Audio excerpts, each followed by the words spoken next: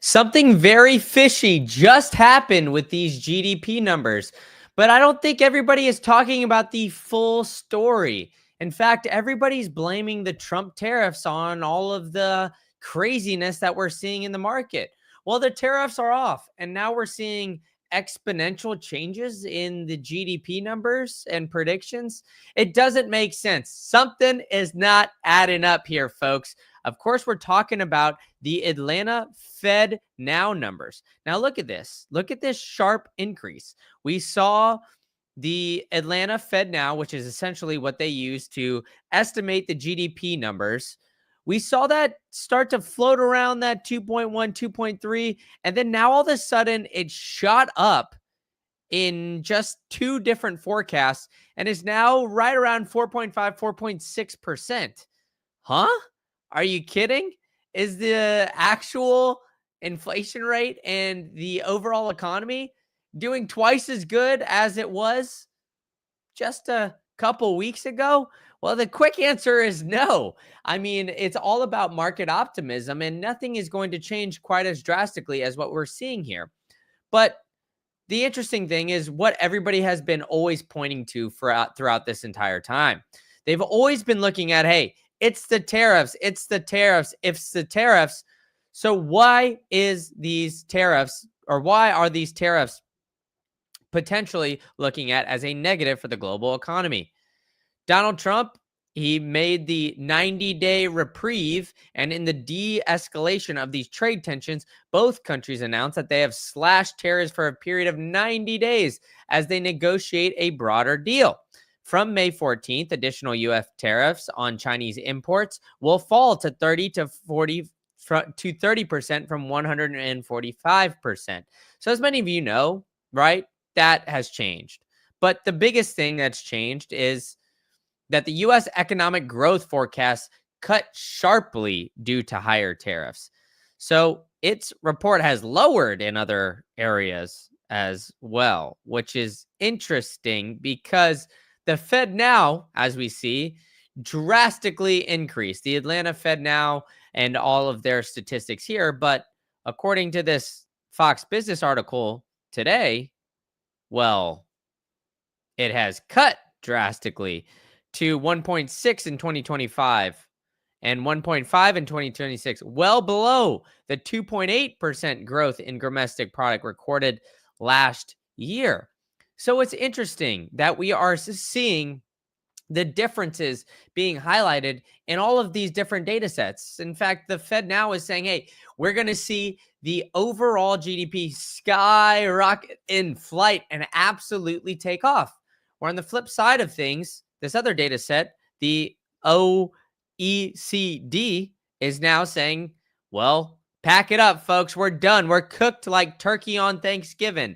It really does not make much logical sense. The group attributed the lower sloth growth forecast to substantial increase in the effect of tariff rate on imports and retaliation from some trading partners, high economic policy uncertainty, and a significant slowdown in net immigration, and a sizable reduction in the federal workforce. So as government spending is going down, they're saying, hey, the GDP is going to go down. Well, duh. No blank, Sherlock. I don't want to swear too early on in this live stream. So, but exactly, right? The GDP part of the calculation is government spending. Doge has cut all that, but the U.S. is also looking at one big giant spending bill. So Elon Musk has come out and said, and he's been outspoken, that this doesn't make sense. And it seems like we have a lot of conflicting reports when it comes to the overall GDP market. So what is really going to happen? I think the reality of the situation is that we really don't know. I think the reality of the situation is that we will see the layover effects of these policies months down the line. So we're going to have to project what those are, but there's a lot of various factors that go into it. The growth forecasts and the OECD were cut. The Cooperation and Development on Tuesday downgraded its growth forecast and revised it to 1.6. The tariffs and policy uncertainty were the biggest factors, right? Everybody's blaming those tariffs, even though we're on those grace periods And in fact, we even have reporters talking about the taco, right? Trump is going to always, or something about Trump always backpedaling on these tariffs, right? So it's interesting that everybody is citing these, but then the market on the flip side of things is like, hey, if you look at the way Trump policy, he goes in strong, then he backs off immediately. So there's a lot of uncertainty when it comes to that, right? So let's keep going and diving into this article because the fallout from Trump's tariff policy elevated economic policy uncertainty, a slowdown of net immigration, and a smaller federal workforce were cited as reasons for the last downgrade. Global growth, meanwhile, is also expected to be lower than previously forecast, with the OECD saying that the slowdown is concentrated in the United States, Canada, and Mexico, while other economies are projected to see a smaller downward revision. Now, global GDP growth is projected to slow down to 3.3% to 2.9% this year. And in 2026, they think they're still going to fall down. So everybody's saying, hey, around the globe, we're going to continue to slow down, excuse me. And the OECD is not the only one that's saying that. The interesting thing is what the Fed now is saying. The Fed now is saying the complete opposite. Hey, we are going to absolutely shoot up here and get off into the sky. We're going to start to see this. Now, the OECD and everywhere else is saying there's slower growth and higher inflation due to these tariffs. The regime threatens to significantly crimp the U.S. economy. So no matter which way you look at it, right, folks, the Trump's tariffs hit harder than expected as OECD slashes U.S. growth forecast. And this is Time Magazine. Trump was Time Magazine Person of the Year not too long ago.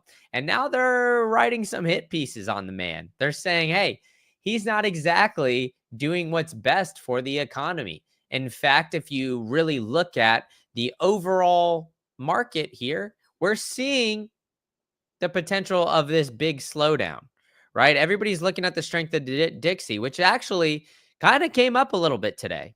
I always report this number to you guys because I think it's a good indication on how the overall economy is doing. And we're seeing the Dixie crawl back up past 99. In fact, it might be a sign of positive things here to come. So it's interesting that we are starting to see this and that it's starting to go on the upward trend. On the flip side of things, the way we see the overall interest rate environment, the CME group is saying there is a 1.2% chance that we're going to cut interest rates. I know that's very hard for you guys to see, but there is a blue bar there on the left. There's a blue bar right here where I'm hovering my mouse on this 1.2%. And it's hard to see for me, even on my computer screen, because of what we've got going on, right? There's a 98.8% chance we aren't cutting interest rates. Even though the US dollar has been waning, the strength of the dollar has been waning, and the overall economy is still up in question. But the interesting aspect of it is the 0.58% here is what the market is looking at, right? The market's looking at all of these different things. Here's just on the day. We see a nice day out of the S&P 500, and it's reacting very positively. Is the market reacting positively because of what we're seeing here with the Fed Now numbers? It could be. But the interesting thing is the OECD, the negative headlines, are getting significantly more play than the positive ones, and makes you think about what you have these media outlets kind of drinking the Kool-Aid of, right? They're all saying that this is a big potential negative. Now, why is that a huge potential negative? They're just going to say the tariffs, they're going to side with everything else. They wrote a full article as why the tariffs are affecting this global economy and global trade. They're saying it's all a huge, huge negative with this.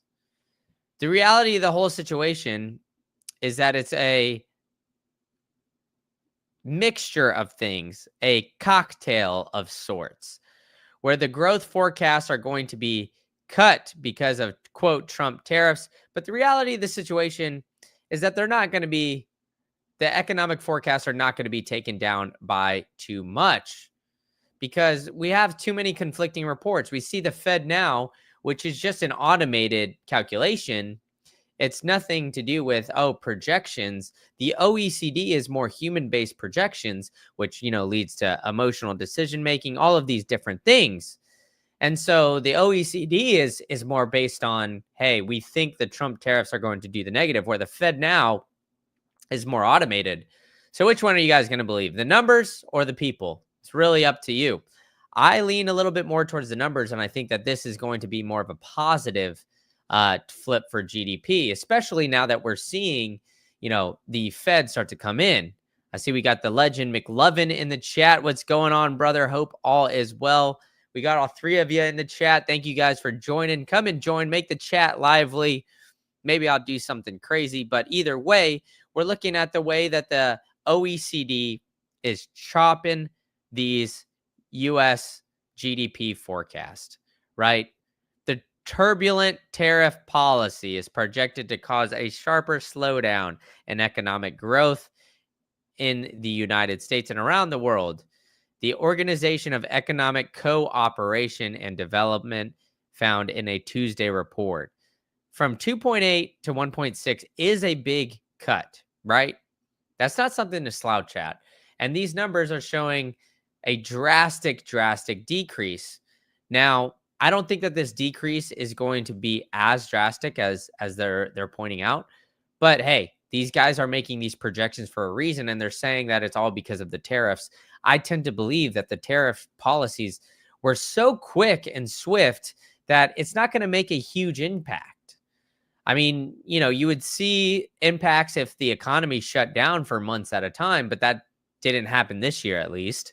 And we would see the potential of, the tariffs and the trade wars stopping. If that stopped trade, maybe it slowed it down for a month or two, but that's not going to make huge, drastic, long-lasting impacts. So I think the reality of the whole situation is what we have here at the Fed now, this statistic. Maybe it didn't shoot up quite as much as we are looking at here. Maybe it's not as drastic as a growth curve as I think. But I think on the positive side of things, this is what we should be keeping a very, very close eye on. This is what we should be looking at as far as the overall GDP outlook.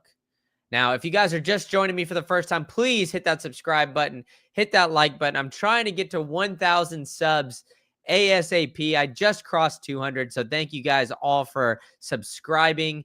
95% of people that listen to this do not subscribe, so please subscribe and catch you guys all at the next one. Hit the bell notification so you guys can join McLovin in the chat.